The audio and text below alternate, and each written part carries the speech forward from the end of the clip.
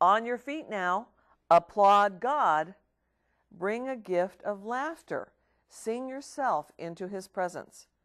Know this, God is God and God is God. He made us. He didn't make, he made us. We didn't make him. We're his people, his well-tended sheep.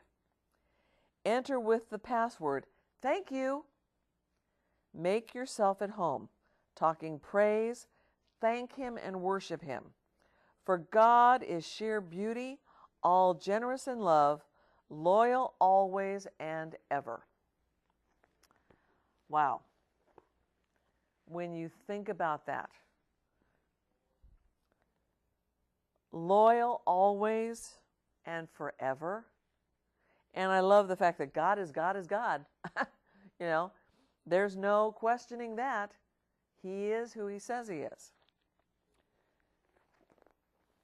One of my questions for you that I want you to think about, how many times do you really praise God for your life? How many times are you happy and thankful for what's going on in your life? Even if it's not the best. Maybe you're sitting there going, oh, my life sucks. But even in that, you can find something to be thankful for. I mean, you're walking around, you're breathing, you're being able to interact with people. Can't you be thankful for that even in the worst time? We need to be praising God for everything. I remember when my husband and I lived in Oregon, we had this pastor. I loved this guy. He was one of those really down-to-earth type of people. He spoke it for what it is. And maybe I connected with him because that's the way I speak too. I mean, if you want to hear, the straight fact, I'll tell you. But, and I will say, I will be compassionate and help out where I can. But if you want me to be blunt, I'll do it. No problem. But he was giving us a sermon this one day, and I thought it was really interesting. He said even for him, sometimes people can get a little bit overboard when it talks about praising God. And he said he went on I think it was some type of a group of them had gone together to build some homes and stuff for people. And this guy was walking around, and when he'd find a nail, the building was over here, but he'd be walking over in this area over here, and he'd find a nail and he'd pick up and he'd go, praise God. Then he'd go around the corner, he'd find another nail, praise God. And he kept doing things. Or then maybe he'd find a screw, praise God. Or he'd find a board that hadn't been used, praise God.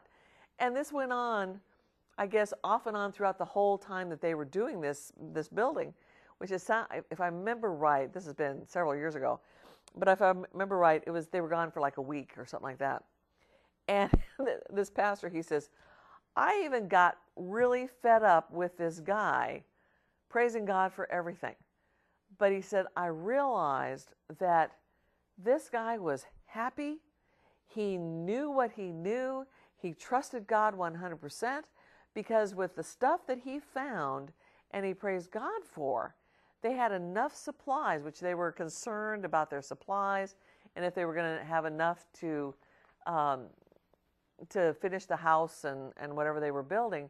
But with all the stuff that this guy found and praised God for, they had enough supplies to complete the task that they had gone to do.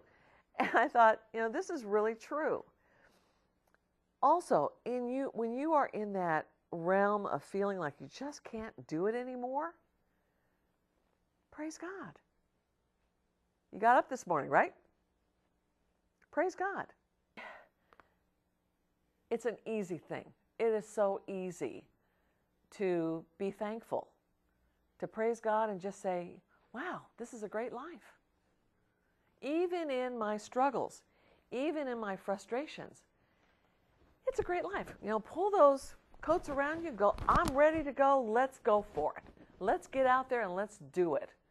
And let's show people that we don't have to be, oh, life's so bad.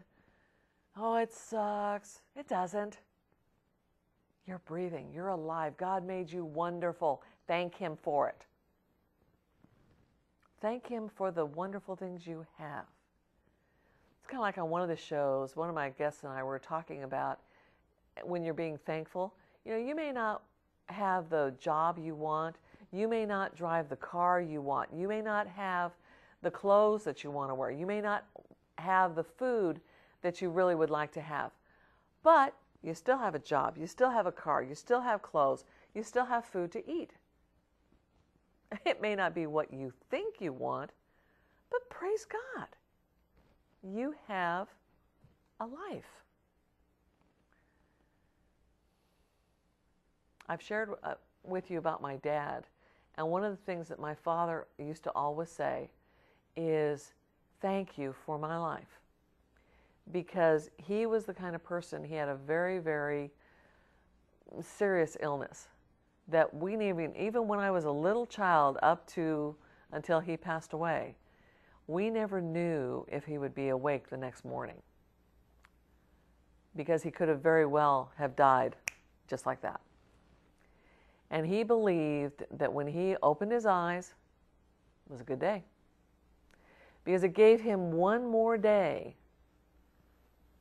to influence someone else's life in a positive way. Even the idea of, because he had actually two ways of praising.